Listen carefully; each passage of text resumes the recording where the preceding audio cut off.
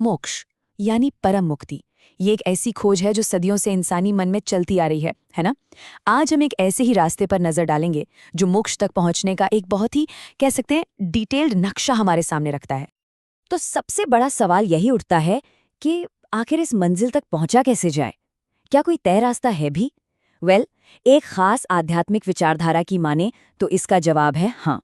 और ये जवाब छिपा है कुछ बहुत ही सटीक, बहुत ही खास नियमों में।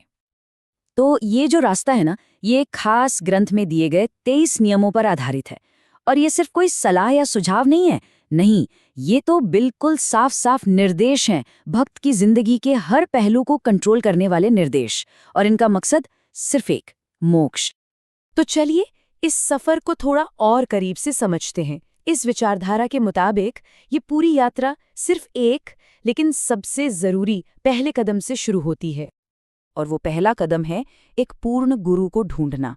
अब पूर्ण गुरु कौन है? इस विचारधारा में पूर्ण गुरु वो हैं जो सिर्फ और सिर्फ पवित्र ग्रंथों जैसे वेद, गीता, इनके आधार पर ही ज्ञान देते हैं। एक तरह से उन्हें सही रास्ते का गेटकीपर या द्वारपाल माना जाता है। और देखिए, एक पूर्ण गुरु को खोजने की ये जो बात है, इसका आधार भगवद गीता के इस श्लोक में मिलता है। इसमें बिल्कुल साफ कहा गया है कि असली ज्ञान, परम ज्ञान उन्हीं ज्ञानी संतों से मिल सकता है जो सच को जानते हैं। अच्छा, तो मान लीजिए कि गुरु मिल गए। अब क्या?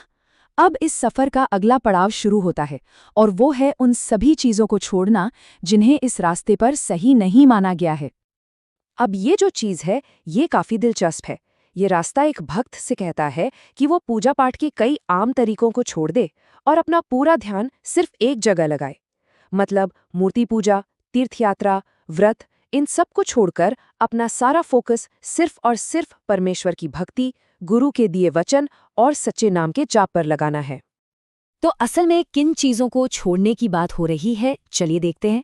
इस लिस्ट में गंगा जैसी जगहों पर तीर्थयात्रा से लेकर मंदिरों में मूर्ति पूजा जैसी आम चीजें तो हैं ही, लेकिन साथ ही जन्म पर होने वाली छठी या किसी के गुजर जाने पर होने वाली 13वीं जैसे जो हमारे पारंपरिक रिवाज हैं, उन्हें भी छोड़ने का निर्देश है। और इस पूरी बात को ना कबीर का ये दोहा बहुत अच्छे से समझाता है। मैसेज एकदम क्लियर है कि आप बाहर से कुछ भी करते रहें, चाहे वो कितना भी पवित्र क्यों न माना जाता हो, लेकिन अगर सच्चा नाम नहीं है तो मुक्ति नहीं मिल सकती। तो ये तो हुई बाहरी पूजा पाठ की बात। अब चलिए थोड़ा और अंदर चलते हैं और उन नियमों को देखते हैं जो एक भक्त के पर्सनल डिसिप्लिन यानी व्यक्तिगत अनुशासन के लिए बनाए गए हैं। यहाँ पर पर्सनल प्योरिटी यानी व्यक्तिगत पवित्रता पर बहुत ज्यादा जोर है। साफ निर्देश है कि मांस, अंडे और किसी भी तरह के नशे, शराब, तंबाकू, कुछ भी, इन सब से बिल्कुल दूर रहना है। और इतना ही नहीं, जुआ और व्यभिचार जैसी आदतों पर भी पूरी तरह से पाबंदी है।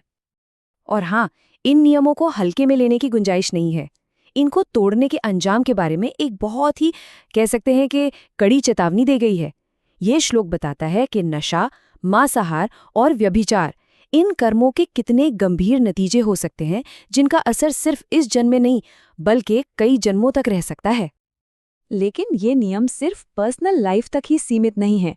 नहीं, इनका दायरा सामाजिक जिंदगी तक जाता है कि एक भक्त को समाज में, कम्युनिटी में कैसे रहना है, कैसे बर्ताव करना है, ये सब भी इसमें शामिल है।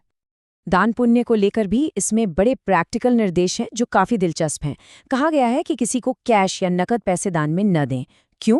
क्योंकि हो सकता है उस पैसे का गलत इस्तेमाल हो।